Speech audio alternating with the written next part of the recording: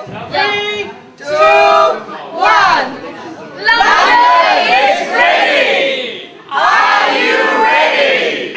Join us on the 29th for Bersih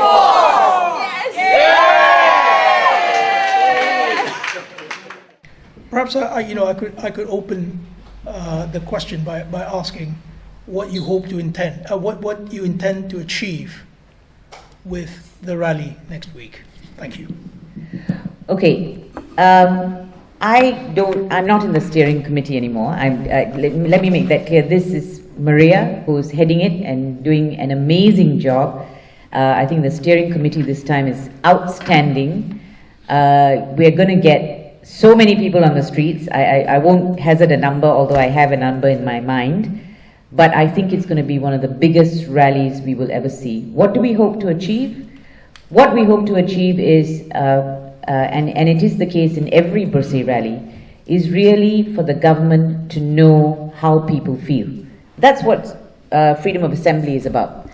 And of course you get people saying, go off to the stadium, why are you doing it on the streets, go into the stadium. People who say that don't appreciate what freedom of assembly is. Freedom of assembly is about going out on the streets where the government will hear you, will have no choice but to hear you. They put you in a stadium, they can ignore you, and they can forget about what you're doing. And this is a fundamental right. You see it even here, you see it all the time, people walking through the streets in protest, and that happens all over the world, certainly in democratic countries. So what we hope to achieve is for our voice to be heard. I think the level of disgust for what is going on in our country today is unprecedented. And I think no matter what you say on Twitter and on Facebook and articles you write, they're not getting the message. Or they're getting the message and they're ignoring you. So when they ignore you, you then have to keep ratcheting up the protest until they do hear you. So I think that's what we're hoping to achieve in Bersih 4. As you know what the demands are, I'm not going to go through that. One of the demands is for the Prime Minister to step down. I mean, whether that happens or not, that remains to be seen. But I think it's important that the powers that be know that Malaysian people are not fooled by all those ridiculous, silly answers that we're getting from some of the politicians, that they really mean business and that they are really concerned about what's happening in the country. So for me, that's what this rally is about. If Najib does not resign, what next? Well, to me, actually, if he doesn't resign, I think, and I don't think it will happen, don't expect it to happen after the rally.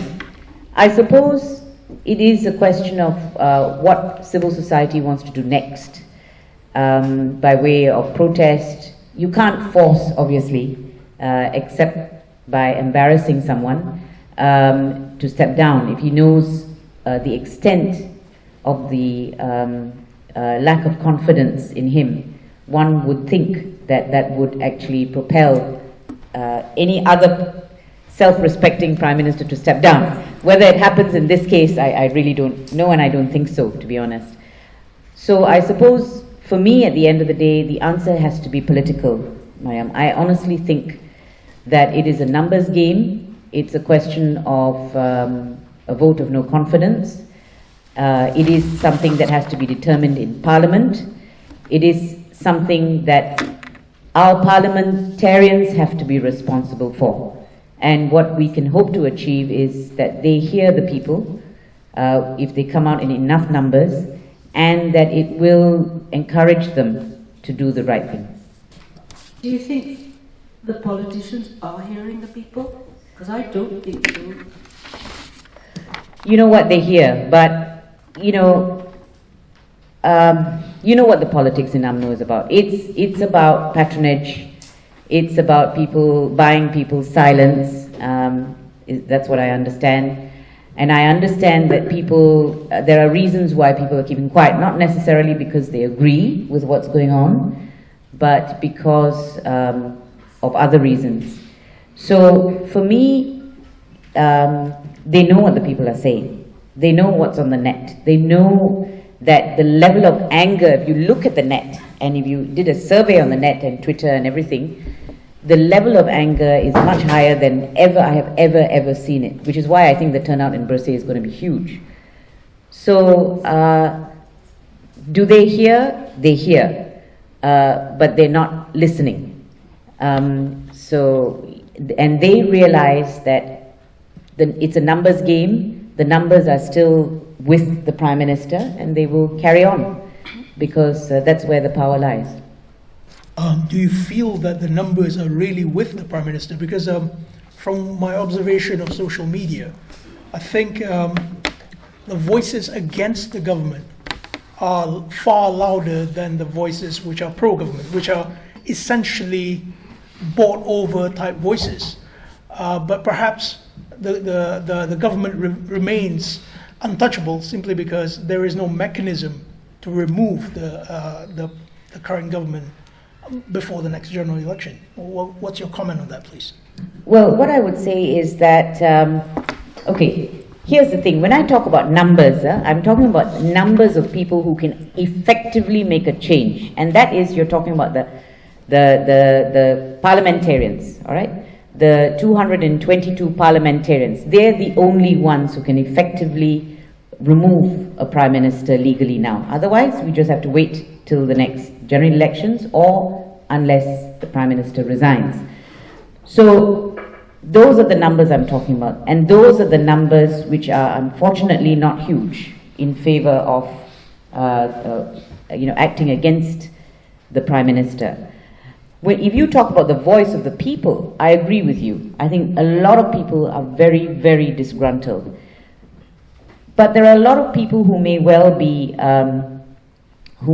sitting on the fence, who are not speaking up. But what I can tell you is the number of voices of exasperation, and in fact, people are very worried. I think actually it's panic as well as to what's happening with the economy, what's happening with the country, what's happening with the future, all of that. I think all of that is causing people a lot of stress. So yes, the voices against the government are growing louder and louder. For me, that's how I see it from what I'm reading on the net, and what I'm reading in the online media and so on. So my comment would be those numbers are rising, but what you want is the people sitting in Parliament. Okay, they can make the difference. Okay, they're choosing not to. And it could be for any number of reasons, and we know what some of the reasons are. So that's where it's going to count. If you look at a parliamentary democracy, that's how it's done.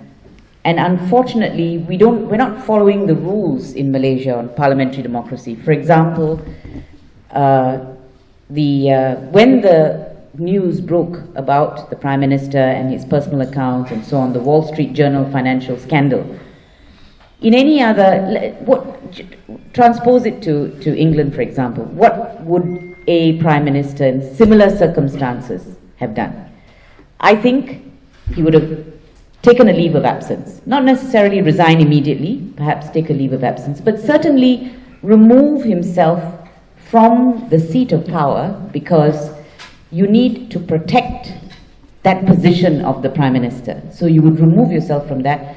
You certainly wouldn't be directing or be in charge of the very investigations in respect of which you are a subject matter.